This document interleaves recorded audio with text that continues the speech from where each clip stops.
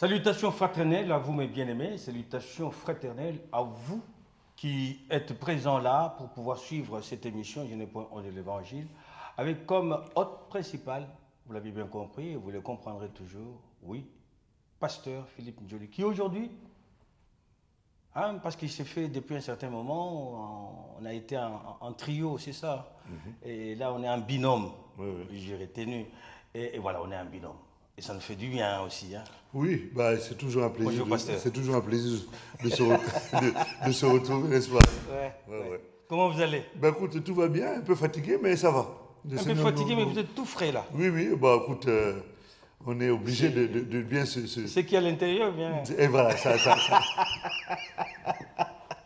Je vous en prie. Non, mais je voulais juste saluer les amis et vous souhaiter la bienvenue pour ces moments doux et paisibles que le Seigneur nous accorde de passer ensemble dans sa présence.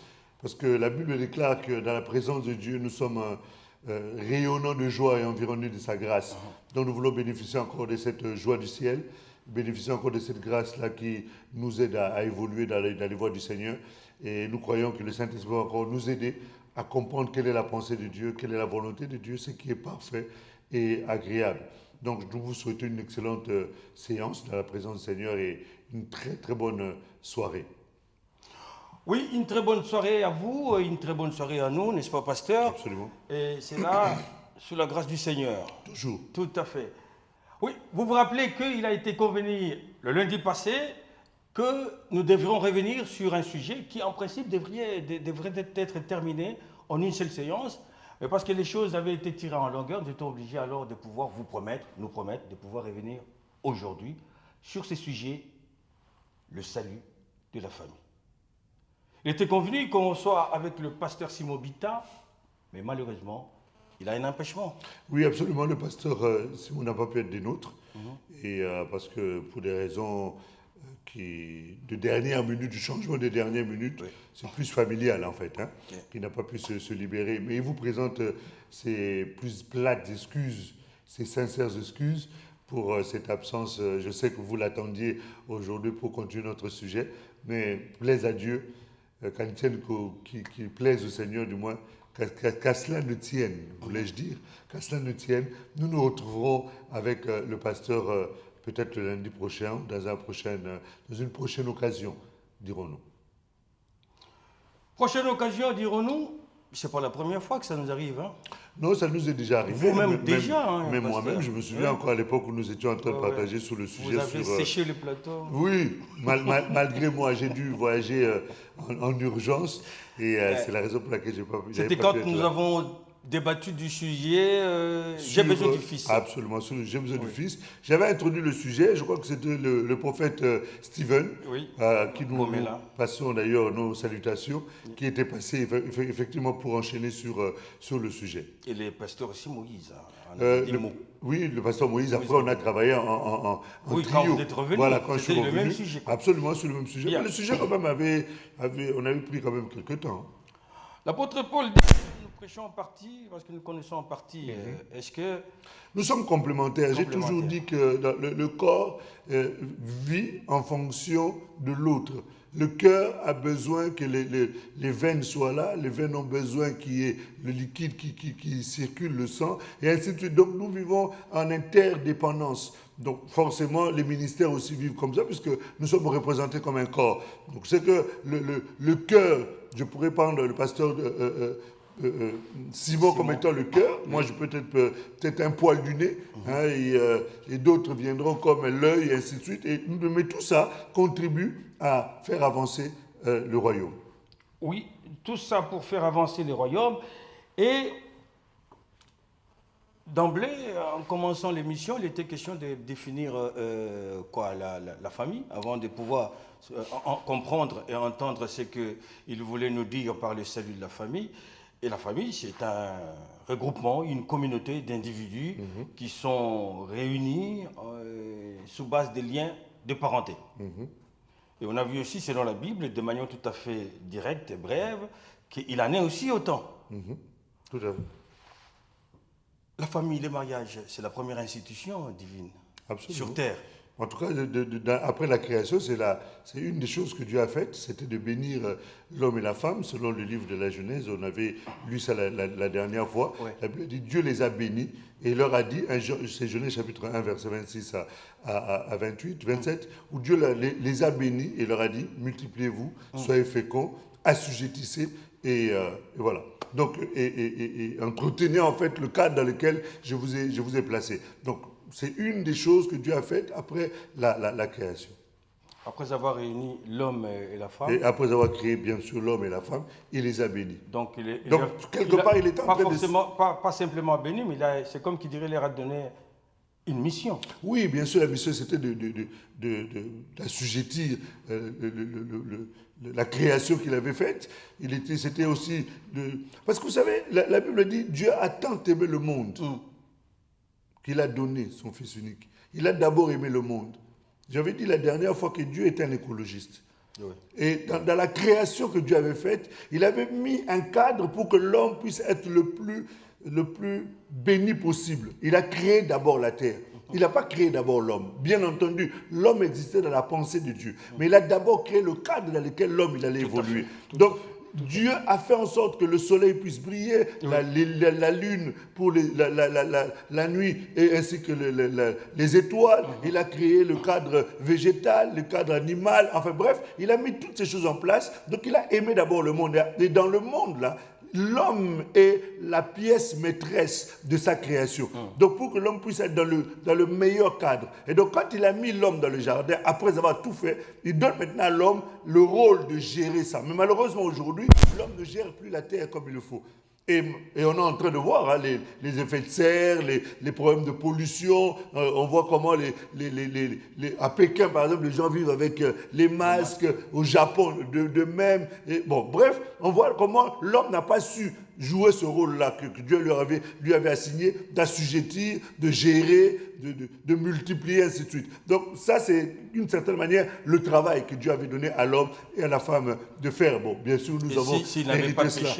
S'il n'avait pas péché, donc il aurait pu bien développer la terre, l'homme. Bon, maintenant, il y a des choses, effectivement... Bien vivre en famille. Oui, ça va de soi. Le péché est entré, et par le péché, justement, toutes les difficultés qu'on peut connaître aujourd'hui, qui est attachée à l'homme et, par voie de conséquence, à la notion de la famille. Lors de l'intervention passée, le pasteur Simon nous a démontré, nous a expliqué combien, et nous le savons d'ailleurs, combien le diable aurait détruit la famille. Bon, il faut dire que le pasteur avait mis l'accent en disant que le diable, au travers des différentes tournées qu'il avait eu à faire, il a constaté que le diable est en train de s'acharne sur la famille et que ça s'empire encore. Mais il est vrai que le diable n'a pas commencé aujourd'hui à attaquer la famille. Dès la création, après la chute d'Adam et Ève, déjà, à partir de la chute d'Adam et Ève, on voit déjà le diable, comment il s'acharne. Dans le livre de la Genèse, au chapitre 3, comment, au travers du serpent, le diable est venu pour séduire Ève. Et par Ève, il a séduit la femme. Et d'ailleurs, j'avais vu que une des sœurs avait intervenu en faisant mention du fait que la femme n'avait pas seulement péché elle-même, et que Adam était aussi là quand Dieu leur avait donné à eux deux l'ordre. Mais effectivement, dans les Écritures, c'est pas comme ça que les choses sont présentées, parce qu'on a d'abord parlé à Adam, Dieu a endormi Ève, et par la suite, Dieu leur a donné l'ordre de gérer les choses. Mais celui à qui Dieu avait assigné la gestion de la famille, c'était d'abord à Adam. Mais il s'avère que les deux, à un moment donné, c'est ce que d'ailleurs Timothée dit, que la femme a péché en premier. Oui. Et elle a entraîné l'homme dans sa chute. Et à partir de là, effectivement, la famille était déjà dans une difficulté. Voilà. C'est que Adam et Ève ont péché, et par le péché ont perdu quelque part la présence de Dieu, ce qui garantissait en fait l'union dans la famille, ce qui garantissait en fait la cohésion de la famille et la force de la famille, ce qui permettait à ce qu'il y ait une fusion et qu'il y ait une communion, qu'il y ait une force qui permette à ce que la famille puisse tenir par rapport aux difficultés auxquelles elle pouvait être confrontée. Et le fait qu'elle soit tombée, et qu'elles aient perdu la présence de Dieu parce que Dieu les a chassées de sa présence du jardin. On avait parlé de cela ici et il leur a interdit l'accès à l'arbre de vie pour qu'ils ne vivent pas éternellement dans le péché. Ouais. Après qu'ils aient chassé dans sa présence, on voit comment le diable, après avoir détruit la notion déjà de l'unité entre l'homme et la femme. Voilà. Parce qu'au départ, quand Adam a mangé du fruit, après que la femme lui ait donné, ça va de soi, Dieu est venu voir Adam. Ouais. Il lui a dit, mais Adam, mais qu'est-ce qui se passe? Il a dit, non, c'est la femme que tu m'as donnée. Quelque part, il s'est il dit... voulait culpabiliser voilà, il s'est dissocié de sa femme. En montrant que ce n'est pas lui, c'est à la femme qui était fautive. Mais ça, c'est déjà un élément qui détruit la famille. Et qui, aujourd'hui, il y a l'individualisme qui est tenté. Mais cette notion d'individualisme avait déjà commencé dans le jardin. Ouais. Et aujourd'hui, deux personnes peuvent vivre ensemble, mais chacun vit pour lui. Et ça, ce sont des problèmes. Nous, en tant que pasteurs, on est souvent confrontés à ces difficultés-là lorsqu'on est invité, la femme à son compte, le mari à son compte, chacun gère sa vie, chacun emmène une partie. Et ça, c'est déjà la semence qui était entrée déjà dans le jardin. Tu vois? Et aujourd'hui, ça s'accentue parce que nous sommes dans un pays où, du moins dans une société occidentale, et dans la société occidentale... Même en Afrique, partout oui, au monde, en Afrique, la pauvreté, oui, absolument. La pauvreté aussi accepte ces choses-là. Ça peut pousser à ce que les gens jouent aux individualismes. Absolument. Oui. Et c'est pour ça qu'il est important de comprendre que... Dans tout ce que Dieu fait, dans tout ce que Dieu veut faire, le diable est toujours derrière pour essayer de combattre cela. Donc, là, nous sommes en train de voir comment le Satan a commencé à détruire la famille. Absolument. Après avoir détruit Adam et Ève, il s'est attaqué maintenant aux enfants. De Adam et Ève. D'Adam et Ève. Donc, tout ça, c'est la cellule familiale. Et quand il a créé déjà la notion de la compétition entre les enfants, il a créé la notion... Déjà, entre les parents, là, parce que quand l'autre renie se décharge sur l'autre, ce qui fait que la sémence, les enfants... Ça s'est engendré sur les enfants. On a vu comment Caïn a jalousé son frère. Il a eu de la haine vis-à-vis de son frère. Comment il est allé même jusqu'à tuer, alors que Dieu l'en préservait dans le livre de Genèse au chapitre 4. Dieu est venu le voir pour lui dire, ne fais pas ça.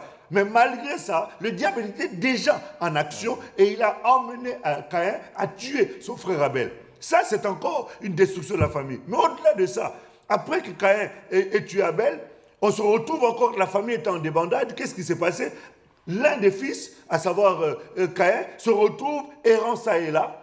Vous voyez un peu quelle peut être la difficulté ou la douleur que peut éprouver une mère ou des parents qui, après avoir engendré des enfants, ont toujours des projets, toujours des choses sur lesquelles ils aimeraient voir les enfants évoluer. Mais vous voyez comment le diable est entré, sournoisement, mais il a commencé déjà à détruire la femme, déjà dans le jardin.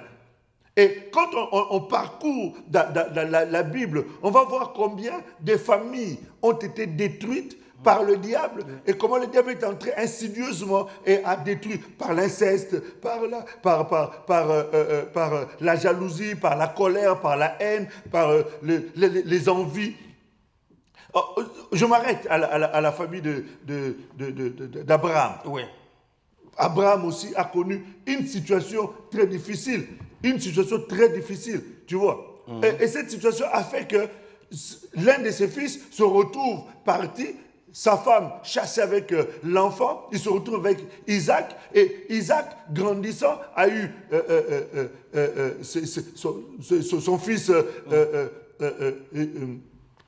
Jacob et Ésaü. Et on voit comment ces deux garçons ont vécu en rivalité et en tension. Et encore une fois, c'est la famille. Toujours la notion de la famille. La tension de la famille. Tu vois. Alors qu'au demeurant,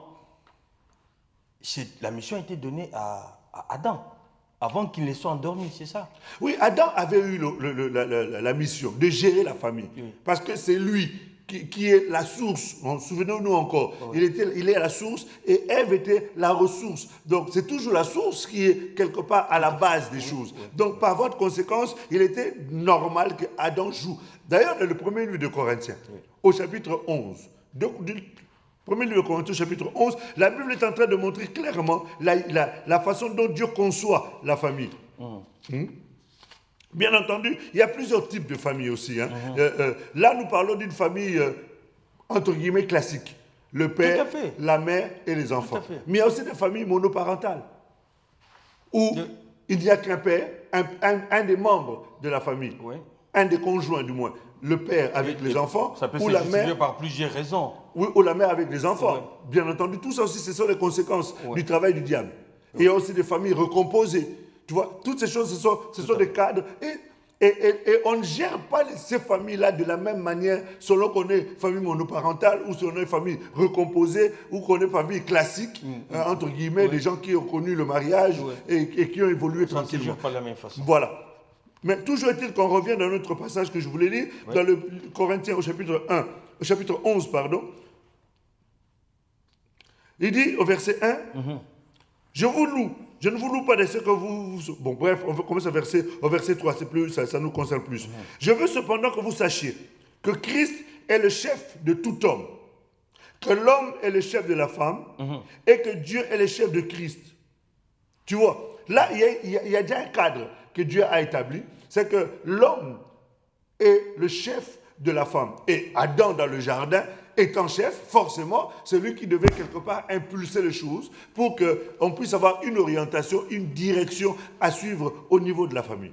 Donc, en conclusion, le travail de l'ennemi n'a pas commencé aujourd'hui. Non, le travail de l'ennemi n'a pas... Non, le travail de l'ennemi n'a pas commencé aujourd'hui. Le diable a toujours...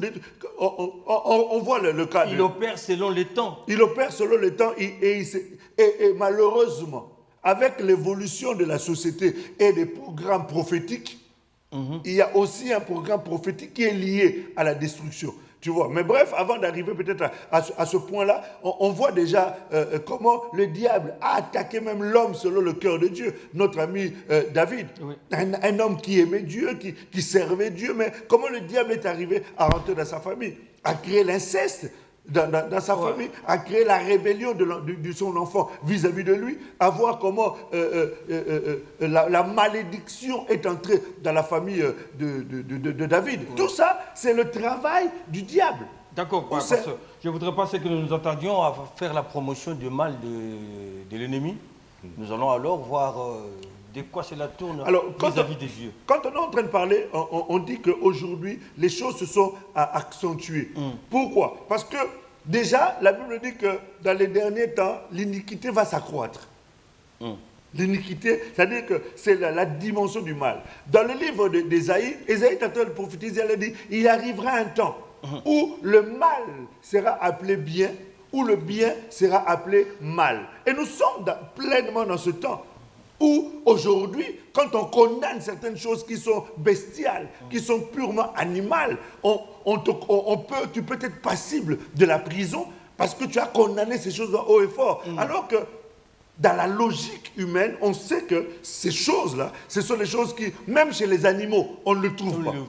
Même chez les animaux qui n'ont pas le sens comme nous, la raison comme nous, on ne trouve pas ce type de pratique-là. Mais ici, on le trouve. Et si tu vas à l'encontre de cela, on trouve ça que c'est mal. Et ce sont ces choses-là qui sont en train aussi de détruire la famille. La Bible nous montre aussi, avec l'introduction de l'impie, l'homme du péché. On l'appelle l'homme du péché. Lorsqu'on regarde le livre de Thessaloniciens, on est en train de nous parler de ces choses-là.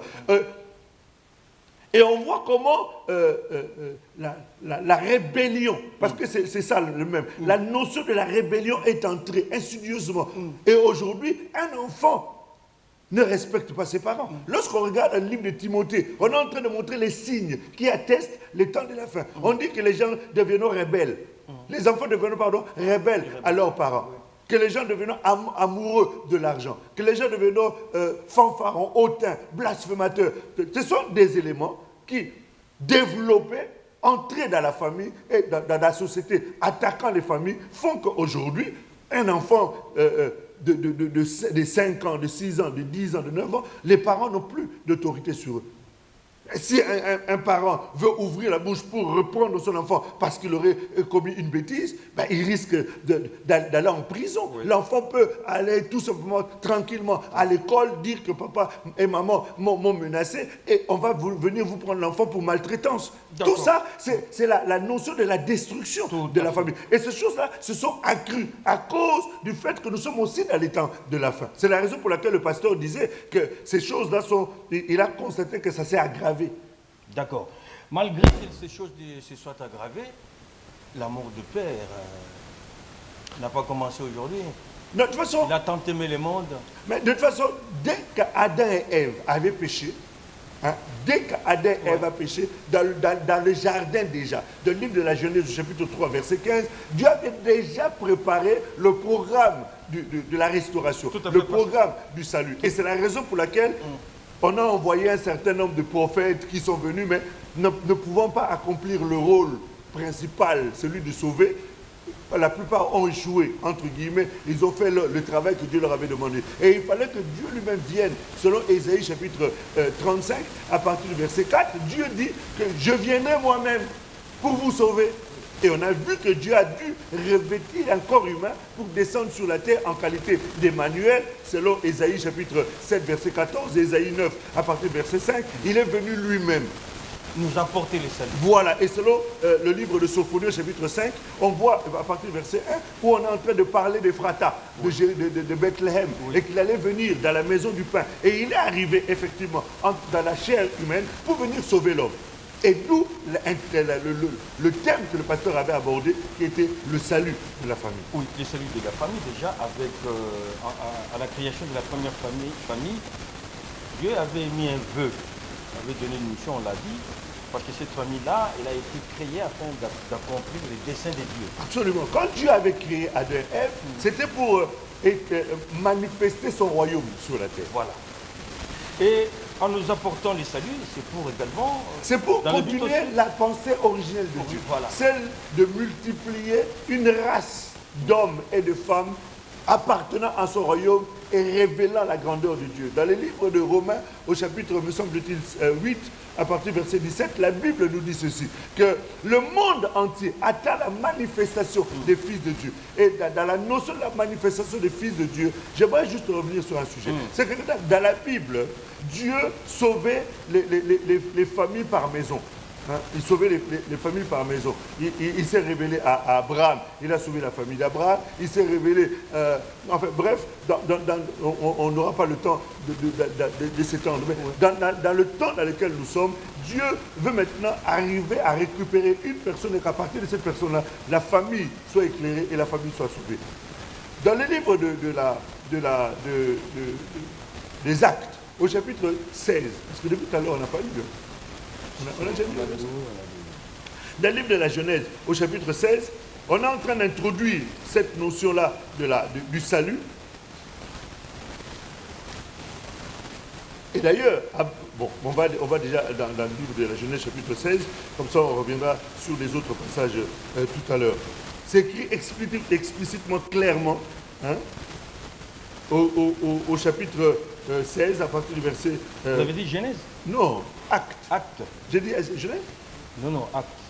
Acte, chapitre 16. Ouais. Si tu trouves le passage, ça serait très super que tu puisses le lire. Oui, Acte 16. À partir du verset 28. Acte 16, 28 dit, mais Paul cria d'une voix forte, ne te fais point de mal, nous sommes tous ici.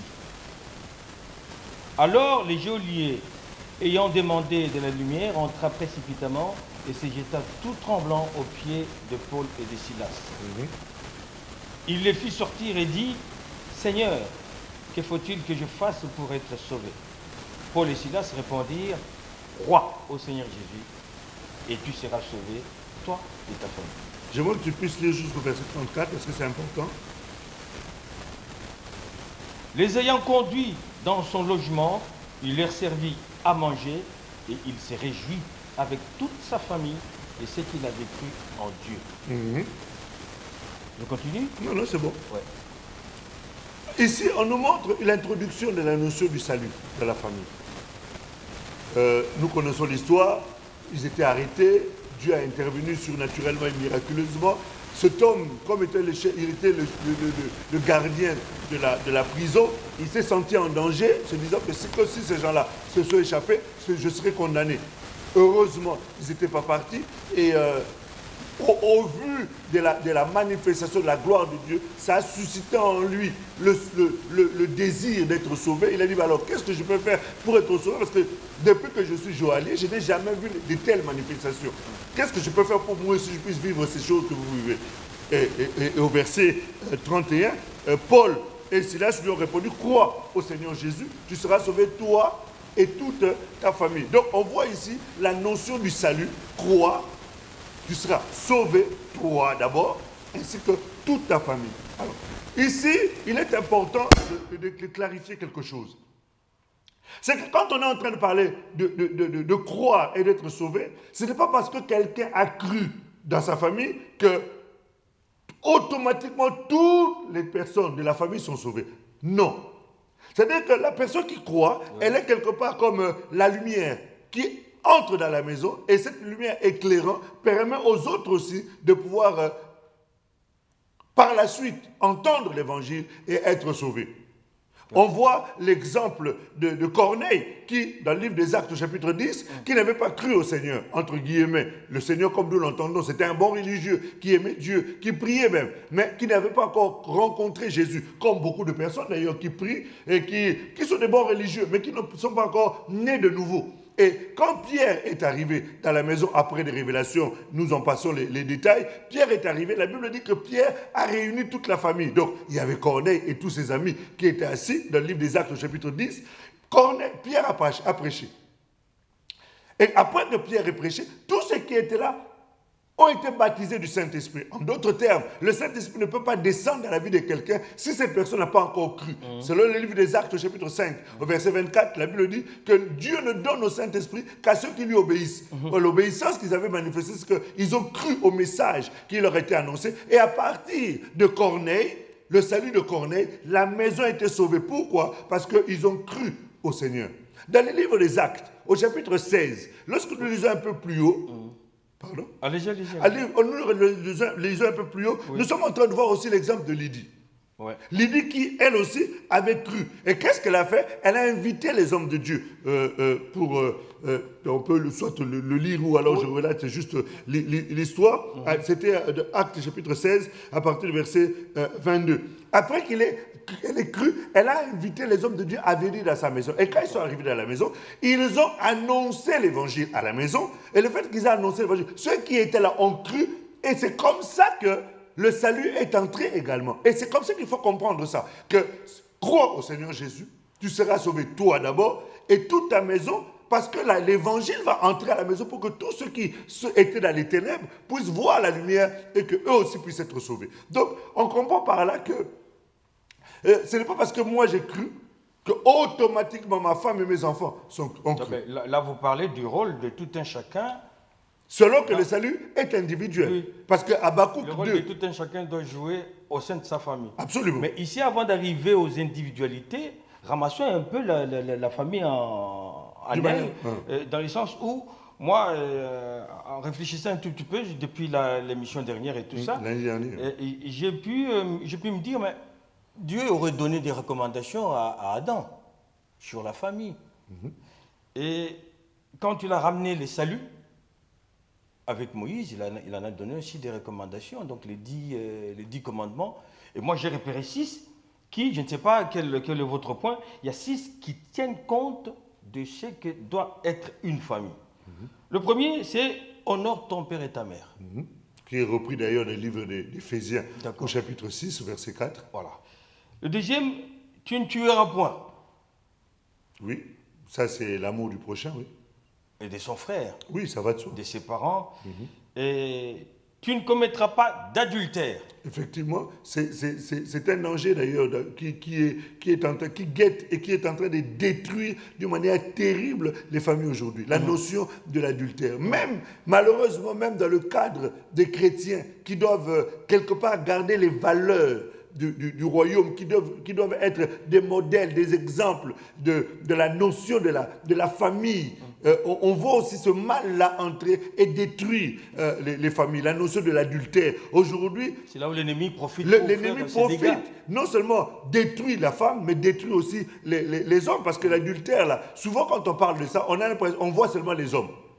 Parce que les hommes, ceci, cela, sont volages, ainsi de suite. Mais il y a aussi beaucoup de femmes qui commettent l'adultère, qui, pour des boutiques, quelquefois, pour de l'argent, pour un portable, pour une robe, pour une chaussure. Et cette notion de l'adultère touche directement l'homme dans son intérieur. La Bible nous dit, dans les livres de Corinthiens, je crois qu'au chapitre 6, la Bible nous dit qu'il y a certains péchés qui sont faits hors du corps. Mais le péché lié au sexe, c'est un péché qui détruit le corps de l'intérieur. Et Dieu dit, si quelqu'un détruit mon temple, moi aussi, je le détruirai. Donc, à partir du lien du sexe, justement par rapport à l'adultère, il y a beaucoup de couples qui sont des couples de façade. Physiquement, ils sont ensemble, mais spirituellement, ils sont déjà séparés. Et le diable a déjà détruit la notion de l'unité. Parce que n'oublie pas, nous sommes des esprits. Lorsque nous nous marions, c'est deux corps qui se marient. Mais lorsque nous nous assemblons, c'est deux esprits. Nous avons vu dans le livre de 1 Corinthiens chapitre 6, la Bible nous dit que lorsque quelqu'un s'attache à une prostituée, devient un même corps avec elle. Mais lorsque quelqu'un s'attache au Seigneur, devient un même esprit. Donc nous sommes des esprits. Et donc lorsque une personne sort de la maison et va avec une autre, commet l'adultère, il est en train de briser la notion de la communion des esprits, c'est-à-dire de l'homme et de la femme. Tu vois. Et ce qui fait que la source et la ressource n'ont plus la possibilité d'être ensemble. Et c'est là où le diable s'installe et détruit correctement les familles. Non seulement ça, mais s'il y a un chemin par lequel le diable passe pour détruire les gens spirituellement, c'est par le lien du sexe. Parce qu'au travers de ce lien-là, on peut facilement communiquer les démons, on peut facilement communiquer la malédiction, on peut facilement communiquer toutes les abominations qu'on peut avoir dans sa propre vie ou qu'on peut recevoir dans la vie des autres parce qu'eux, ils sont maudits. Donc c'est pour ça que la notion de l'adultère, c'est quelque chose, c'est pour cela que ça a été cité, que tu ne commettras pas l'adultère. Et dans la Bible, on le répète encore dans le Nouveau Testament, que c'est une chose qu'il faut absolument bannir. Il y a un autre commandement, tu ne voleras pas. Tu ne voleras pas, c'est le 4e commandement que j'ai épinglé.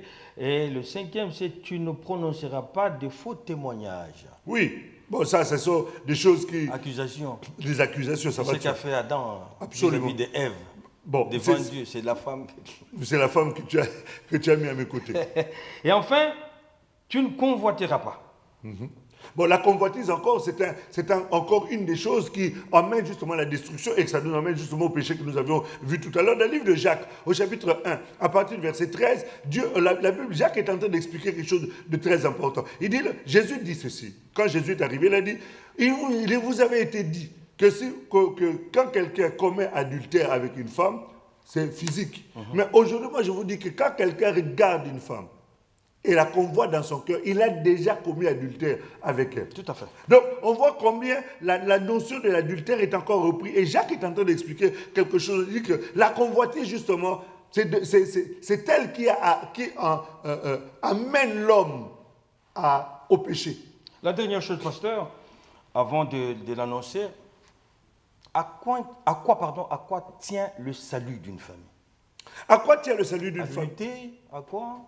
Alors, quand Dieu crée la famille, Dieu crée une structure qui doit être stable, une structure qui doit être solide, une structure qui doit représenter des valeurs. Et c'est à partir de ces valeurs-là que la société aussi se construit. Et quand bien entendu, on parle de la famille bien chrétienne ici. Tout à fait. Et quand on est en train de parler du salut de la famille chrétienne, on est en train de redonner des points de repère que les gens doivent avoir pour savoir vivre. Pour qu'ils soient... Entre l'homme et la femme. Oui. Entre l'homme et les enfants. Voilà, l'homme et les enfants, la femme et les enfants, et les parents. Entre eux. Les parents avec les enfants, parce qu'il y a aussi un rôle. Cela nous amène au dernier point. Et les enfants entre eux. Tout à fait. Cela nous amène au dernier point. Quel est le rôle que chacun de nous doit jouer dans sa famille? On commence par les épouses. Alors, La femme. L'Éphésiens nous dit, femmes, soyez soumises à vos maris. Comme au Seigneur. C'est une notion de la famille. Oui. Oui. Mais vous pouvez expliquer les femmes comment elles doivent se comporter dans une famille chrétienne. Parce qu'on est en train de voir les responsabilités de tout un chacun. Vous avez moi, lu des passages j'aurais ici. commencé par l'homme parce que c'est lui le chef. Allez-y, hein, on va... Je me dis que l'homme a un rôle primordial. On avait vu la dernière fois encore la notion de la source et de la ressource. L'homme est le dirigeant de la maison. L'homme est le conducteur de la maison. Je pourrais le prendre même comme le pasteur de la maison. Je pourrais le prendre comme le leader de la maison. Je pourrais le prendre comme l'inspirateur de la maison. Je pourrais le prendre comme le modèle de la maison. Parce que Jésus commence d'abord par l'homme. Il a dit, l'homme doit aimer sa femme. Et pourquoi le Seigneur demande à l'homme d'aimer? Parce qu'il sait que l'homme par nature, l'homme masculin, a tendance à beaucoup d'infidélité. C'est pour ça qu'on l'invite à aimer sa femme, pour ne pas justement être infidèle. Et ça, c'est la première des choses. Son rôle, c'est d'abord de pouvoir gérer la maison, manifester le modèle. Jésus a dit, tu dois aimer ta femme comme Christ a aimé l'Église. C'est-à-dire que le modèle que l'homme doit montrer, c'est un modèle de fidélité, d'exemplarité. Alors, quand on dit maintenant aimer sa femme, le mot, la notion de l'amour passe par beaucoup de choses. La Bible nous dit, nous ne devons pas seulement aimer en parole, mais en acte et en vérité. Donc, dire à une femme qu'on l'aime, c'est une bonne chose, mais cet amour-là doit être manifesté au travers des actes. Et ça, c'est quelque chose de très important. Les actes, ce n'est pas forcément donner des cadeaux. Les actes, ce n'est pas forcément acheter de grosses voitures. Les actes commencent d'abord par l'attention. Une attention vis-à-vis de sa femme. Savoir la valoriser, savoir reconnaître les qualités qu'elle a et les encourager, savoir conseiller sa femme. Et ça, ce sont des choses qui sont très importantes. Savoir parler à sa femme avec des paroles douces, des paroles qui savent toucher son cœur. Imagine toi-même un païen sait le faire. On montre comment la fille Dina a été séduite par... Le païen, il le fait intentionnellement. Oui, mais enfin, intentionnellement. Avec des idées cachées. Oui, l'homme aussi, quand il le fait vis-à-vis de sa femme, il le fait aussi intentionnellement, mais sans idées cachées. Mais pour emmener le cœur de sa femme à se réjouir. Ça, c'est l'homme vis-à-vis de la femme. Et l'homme vis-à-vis des enfants. Alors, l'homme vis-à-vis des enfants, il est aussi un modèle. Oui. Il est aussi un modèle vis-à-vis des enfants, parce que en grandissant, les enfants ont pour repère les parents.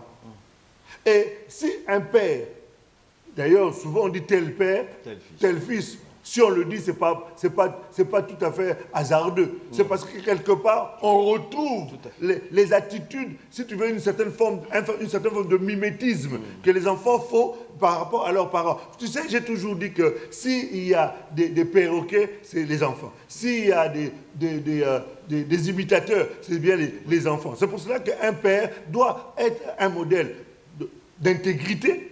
C'est-à-dire, quand il dit des choses, il doit le faire.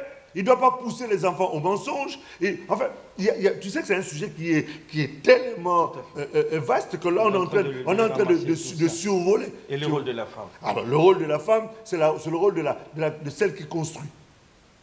Quelque part dans les Écritures, on nous montre... Son attitude vis-à-vis de son mari. Alors, son attitude vis-à-vis de son mari, c'est clairement dit que la femme doit respecter son mari. Et son attitude vis-à-vis des enfants? Alors, son attitude vis-à-vis des enfants, c'est une femme qui doit, selon Proverbe chapitre 31, on est en train de montrer le modèle de la femme vertueuse. C'est celle qui sait encadrer ses enfants, celle qui sait éduquer ses enfants, celle qui sait orienter ses enfants. Ça va de soi, de pair avec le papa. Parce que tout à l'heure, on va parler peut-être des deux vis-à-vis des enfants. Donc, le rôle de la mère, selon... le livre de Proverbes, pour ne prendre que cet exemple-là, c'est de savoir encadrer les enfants, savoir orienter, savoir diriger les enfants et gérer sa propre maison pour montrer un modèle aussi aux enfants. Tout à fait. Il y a tout aussi un autre rôle de deux parents ensemble vis-à-vis des enfants. Absolument. C'est de montrer la notion de l'amour, la notion de la complémentarité, la notion de la complicité entre les parents pour donner un modèle aux enfants. Demain, les enfants vont devenir aussi des adultes. Mais quel est le modèle qu'ils ont de leur père et de leur mère? Comment ils vivent à la maison? Tu sais, souvent les filles, quand elles ont eu un père qui battait la maman, ils disent, moi je ne pourrais jamais me marier avec un homme comme mon père, parce c'est un homme violent. Donc, quelque part, c'est le modèle qu'ils ont montré à l'enfant. Or, dans un couple où règne l'harmonie, où règne la complicité, la communion, ça ne veut pas dire qu'il n'y a pas de problème. Mais les problèmes sont réglés selon la parole de Dieu, dans le cadre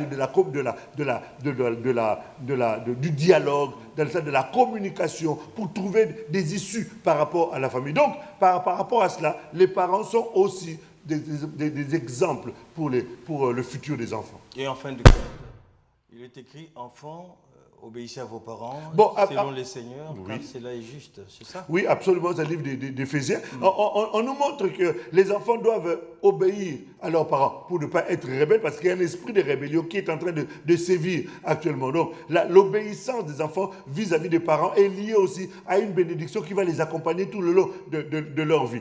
Bien entendu, si ces enfants sont chrétiens et que les parents ne le sont pas, ou que les parents sont chrétiens même par un moment des vies, et si ils doivent obéir aux parents, selon que les parents sont en train de donner des ordres qui sont liés aussi à la pensée de Dieu. Tout à fait. Bien, chers frères et sœurs, vous aurez bien compris qu'ici, le sujet était celui du salut de la famille. Donc, il fallait que le discours soit bien cadré et qu'il ne concerne que le comportement et les attitudes dans la famille. Et alors, moi, je voulais justement la notion de la famille. Maintenant, on parle du salut. Le salut, c'est le mot sozo, qui parle d'un ensemble de choses. Maintenant, pourquoi parle-t-on du salut de la famille? Parce que il y a des problèmes qui se posent à des familles, des problèmes de malédiction, des problèmes d'inceste, les problèmes. Alors, toutes ces choses-là demandent à ce qu'il y ait réparation. C'est pour ça que le salut est arrivé, pour réparer ces choses-là. La Bible est en train de parler dans le livre de Galates, au chapitre 3, verset, me semble-t-il, 18. On est en train verset 16, je crois, on est en train de parler de la malédiction, qui peut atteindre les gens. Et que Jésus s'est fait malédiction pour que nous soyons une bénédiction. C'est pour ça qu'il est important de comprendre que la notion de la famille, quand on parle du salut, est liée aussi à ces choses-là. Il y a des familles qui sont maudites depuis des générations et des générations. Or, le salut est arrivé pour non seulement sauver l'homme du péché, mais le libérer aussi de l'esclavage dans lequel elles sont restées pendant des années et des années. La préoccupation du pasteur Simon Bita était qu'il avait constaté que le diable détruisait pas mal les familles. Et il n'a pas seulement constaté en dehors de l'Église, il l'a constaté aussi au sein de l'Église. Et ici, nous parlons de la famille chrétienne. Absolument. On a donné des indications qu'il faudra, des recommandations pour tout un chacun, c'est vrai, mais unis. Quel pourrait être le comportement d'une famille chrétienne vis-à-vis du Seigneur? La vie chrétienne de tous les jours. La vie chrétienne de tous les jours dans une famille chrétienne, il est important de comprendre que nous sommes des espèces, des échantillons. Des échantillons de Dieu sur la terre. Voilà. Et ces échantillons de Dieu sur la terre doivent refléter le cœur de Dieu ou la manière dont Dieu souhaiterait voir. D'abord, dans une famille, il doit y avoir ce qu'on appelle la vie communautaire. La vie communautaire passe par d'abord la notion de la communication entre les enfants et les parents. Deuxièmement, dans une famille chrétienne, il doit y avoir la notion de la vie de prière. Amen. En tenant compte de l'aspect du culte familial. Voilà. Et ça, ce sont des choses importantes. Pourquoi? Parce que la Bible est en train de nous montrer que la Bible dit, parents, instruisez vos enfants selon le Seigneur. Éduquez-les selon le Seigneur. Lorsqu'ils grandiront, ils ne s'en détourneront point. Ça veut dire qu'il doit y avoir un cadre où la famille chrétienne doit avoir un temps d'adoration, un temps de louange, un temps d'instruction. Et la Bible va plus loin. Dans le premier livre de Corinthiens, chapitre 14, la Bible dit que les femmes se taisent dans les églises. Et que si elles ont besoin de demander des explications, qu'elles le fassent auprès de leur mari. Donc ça veut dire qu'il doit y avoir un cadre dans la famille où il y a un temps de partage de la parole de Dieu, un temps d'échange entre l'homme et la femme, entre les parents et les enfants. Tout à fait. Tu vois? Merci. Donc, Oui. voilà. Oui. Et puis aussi, cultiver aussi la notion d'aller dans une même église. Tu sais, aujourd'hui, la femme va au bras de l'Éternel, l'homme va à l'œil de l'Éternel, et ce qui fait que ce qu'on enseigne à l'œil de l'Éternel et au bras de l'Éternel, ce n'est pas toujours les mêmes choses. Lorsqu'on se retrouve à la maison, l'homme dit A, la femme dit non, B, parce que mon pasteur avait dit. Ça, ce sont des choses qu'on doit bannir parce que ça détruit les familles. Si on a accepté, on prie le Seigneur, Dieu nous met dans une église là où on trouve la sainte doctrine, là où les valeurs chrétiennes sont respectées, là où l'évangile est annoncé dans sa pureté, là où le Saint-Esprit est à l'œuvre et que les gens lui sont soumis, on va dans cette église-là, mais on va tous ensemble. Ces histoires de chacun va de son côté, c'est aussi des choses qui sont en train de détruire les familles. D'accord. Avant que vous nous donniez les derniers mots, hein, comme nous en avons l'habitude, j'ai pu noter ici, de peur de ne pas induire nos frères et sœurs en erreur, vous avez commis un petit lapsus en disant que c'était Ève qui était endormie. En principe, c'est Adam, non? J'ai dit Ève? Oh oui. Ah ben parce écoute, que je l'ai noté. J'ai dû parler très vite. Oui, c'était pour ne pas... Non, vous êtes un homme de Dieu. Pour parler de la part du Seigneur, il ne faudrait pas que les gens récupèrent vos propos d'une façon ou d'une autre. Tu sais, je me souviens de notre bien-aimé Aquilas et Priscilla, quand ils ont rencontré Apollos, un homme éloquent, versé dans les Écritures. La Bible dit qu'ils l'ont pris à côté, ils l'ont enseigné plus exactement. Donc les choses de Dieu, on doit le dire exactement, et même plus exactement. Donc si j'ai dit quelque chose qui n'était pas dans le cadre, forcément, c'est Adam qui a été endormi, et Ève a été tirée de lui. Amen. Ouais. Pasteur, la famille chrétienne... La famille chrétienne est très attaquée. La famille chrétienne est très attaquée. La famille chrétienne est très attaquée. La famille chrétienne est très combattue. Et surtout que les gens ne prennent pas ça à la légère. Non, on ne doit pas prendre ça à la légère. Et il faut que les chrétiens, d'une manière générale, même pas dans le cadre forcément de la famille, doivent apprendre à connaître le Seigneur. Parce que Daniel est en train d'expliquer une réalité. Il dit, ceux qui auront connu leur Dieu, et ils seront fermes, et ils seront forts. Et il faut que le père et la mère connaissent les Écritures pour préserver la famille et garder la famille par rapport aux assauts, par rapport aux attaques, par rapport aux pièges de l'ennemi.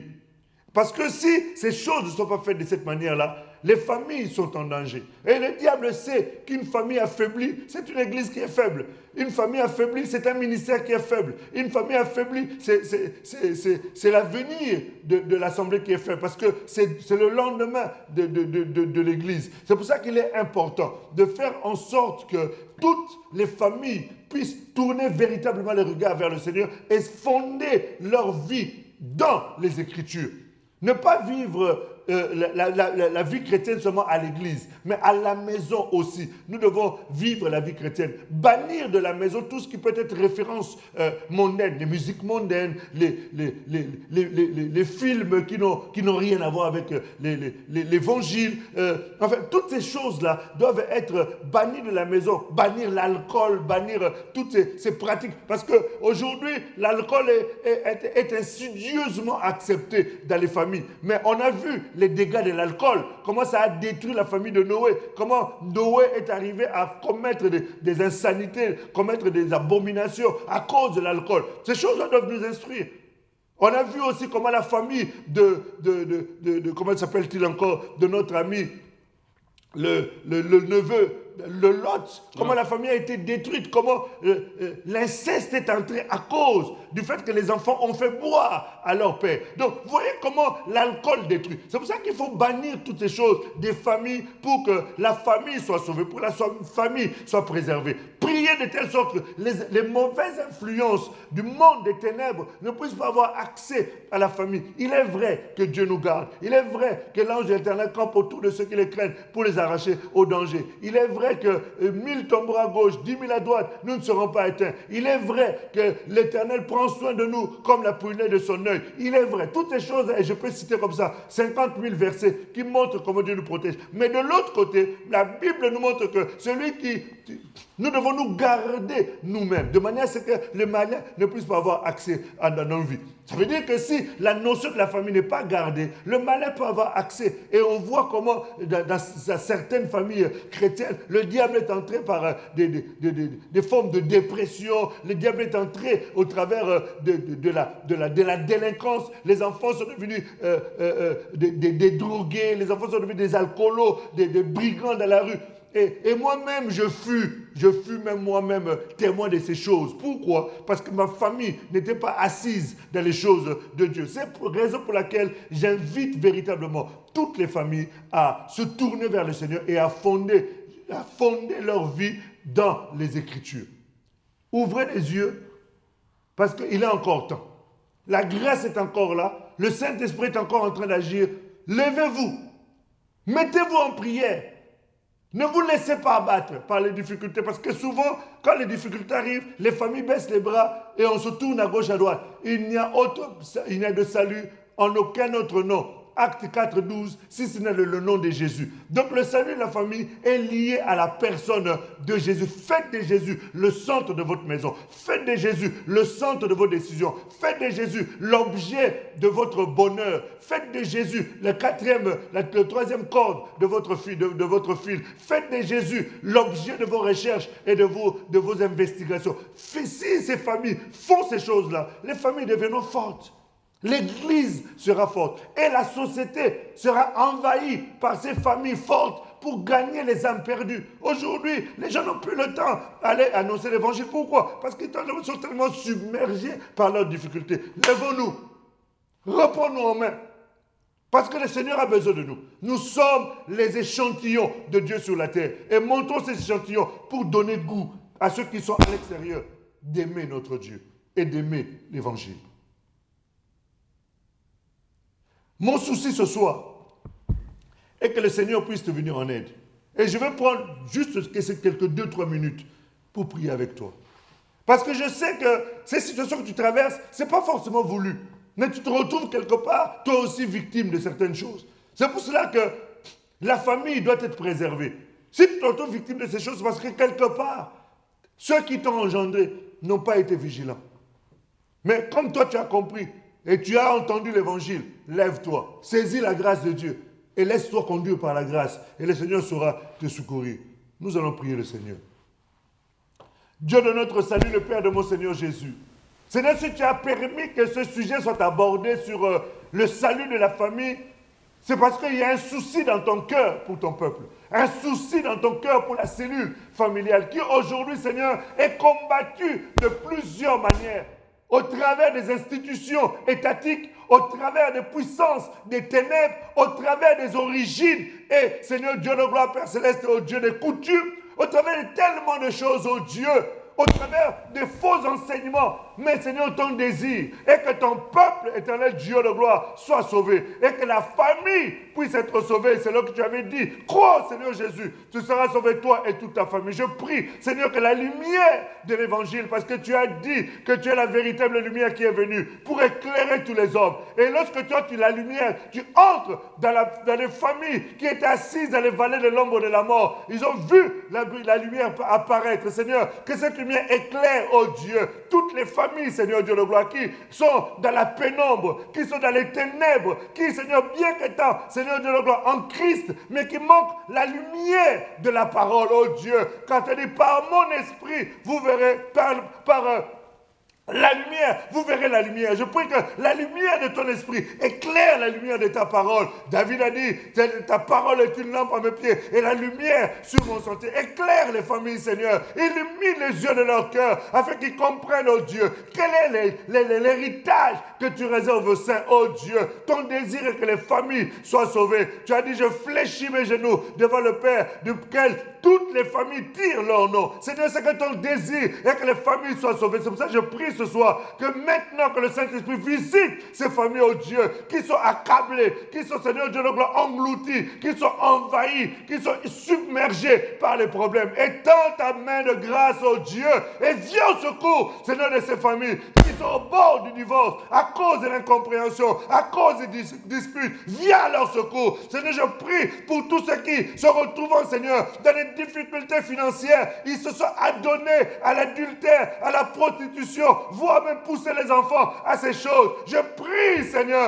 Jéhovah Jireh, que tu interviennes au sein de ces familles, oh Dieu. Je prie pour ceux qui sont poursuivis, bien que mariés, par des esprits de maris de nuit, des femmes de nuit, par des esprits, Seigneur, de ténèbres qui viennent, Seigneur, pour fragiliser. Je prie, oh Dieu, au nom de Jésus, que ces esprits libèrent ces familles au nom de Jésus, que ces esprits libèrent les familles au nom de Jésus, que ces esprits libèrent ces familles, Père. Je prie, oh Dieu, que Seigneur Dieu de gloire, ces influences, Père, de la malédiction liée à l'inceste qui est en train de détruire, soient brisées au nom de Jésus, et que ces familles soient libres, Seigneur, dans le nom de Jésus, que ces familles soient libres, Seigneur. Je prie, oh Dieu, toi qui sondes les cœurs des reins, toi qui connais ces familles, qui sont maintenant devant l'écran, et qui sont en train, Seigneur Dieu de gloire, de prier avec nous. Je prie que tu les lèves, Seigneur. Ceux qui étaient fatigués, Seigneur, de la prière, lève-les, qu'ils tournent encore le regard vers toi, parce que tu agis encore. Tu as dit, mon juste vivra par la foi. Le juste vivra par sa foi. Et s'il se retire, mon âme ne prendra pas plaisir à lui. Seigneur, relève-les, alors qu'ils ont entendu ces paroles, qu'elles communiquent la foi dans leur cœur, car la foi vient de ce qu'on entend. Seigneur de toute grâce, le Dieu de toute bonté, le Dieu d'Abraham, le Dieu d'Isaac, le Dieu d'Israël, le Dieu de Jacob, le Dieu de la famille et de la descendance. Je prie, Seigneur, que tu visites les familles maintenant même, Éternel, chacun selon les réalités auxquelles elles sont confrontées, Père. Merci encore pour ton amour et ta grâce. Merci encore, Éternel Dieu des armées, pour ton intervention miraculeuse et surnaturelle. Et ce que j'aime chez toi, c'est que tu ne faillis jamais. Lorsque tu interviens, Seigneur, tout le monde sait que tu es passé par là. Comme la puissance du vent, Seigneur Dieu de gloire invisible, mais manifestée par ses œuvres. Glorifie ton nom. Oh, Saint-Esprit, glorifie le nom de Jésus dans ces familles, afin qu'eux aussi deviennent des témoins, des modèles, oh Dieu. Et ceux qui, Seigneur Dieu de gloire, traversent des difficultés, mais qui ne te connaissent pas, je prie, Seigneur, que tu attires leur cœur vers toi, qu'ils puissent connaître le miracle de la nouvelle naissance, le miracle du salut, oh Dieu, qui permette à ce que tu entres dans leur maison, comme dans la famille, Seigneur Dieu de gloire, Père Saint, de Zachée. Tu as dit aujourd'hui, Zachée, le salut est entré dans ta maison. Seigneur, entre dans ces maisons-là et crée le salut. Je te supplie, roi de gloire. Je te supplie, Dieu vivant. Visite ces familles afin qu'ils connaissent également, oh Dieu, le bonheur de vivre avec toi. Le bonheur de t'avoir comme soutien, comme socle. De t'avoir, Seigneur, comme, oh Dieu éternel, Dieu des armées, le pourvoyeur de leur maison, Seigneur. Pas seulement matériellement, mais d'abord spirituellement. Car, Seigneur Dieu, c'est d'abord le royaume et ta justice. Le reste, tu le donnes, Seigneur, comme des bénéfices. Je loue ton nom. Je célèbre, je magnifie ton nom, Saint d'Israël, pour tes hauts faits et bienfaits. Merci encore, Saint-Esprit, de ce que tu glorifies le nom de Jésus, le seul qui a été donné sous le soleil, par lequel nous puissions être sauvés. Merci encore pour ta grâce, Seigneur. Merci pour ton intervention.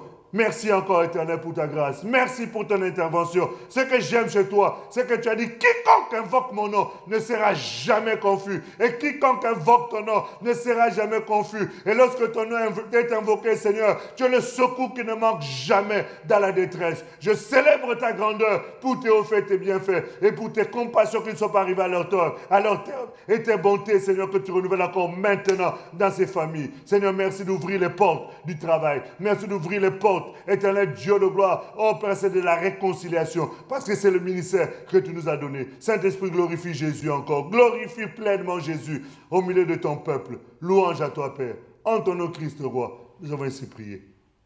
Amen. Amen, amen, amen. Alléluia. Seigneur oui, Jésus. mes frères et sœurs, vous avez bien compris que nous allons clore cette émission, mais avant toute chose, nous voulons juste vous dire que la famille chrétienne est vraiment combattue. Et pour trouver la force, vous devez la trouver dans l'union spirituelle. Pêchez-vous bien de bonnes choses, et à lundi prochain.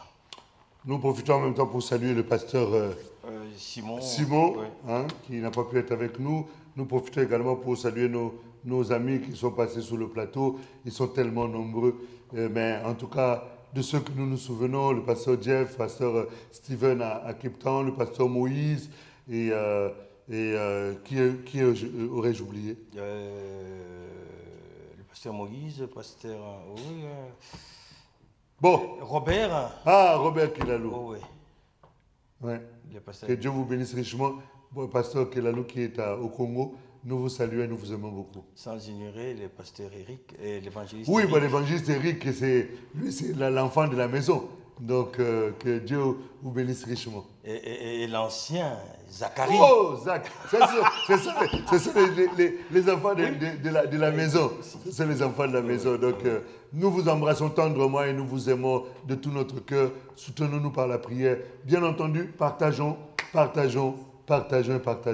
Que le Seigneur vous bénisse richement. Nous nous retrouvons lundi prochain à 20h30, au même endroit, le même jour, avec les mêmes personnes. Le même cadre. Voilà.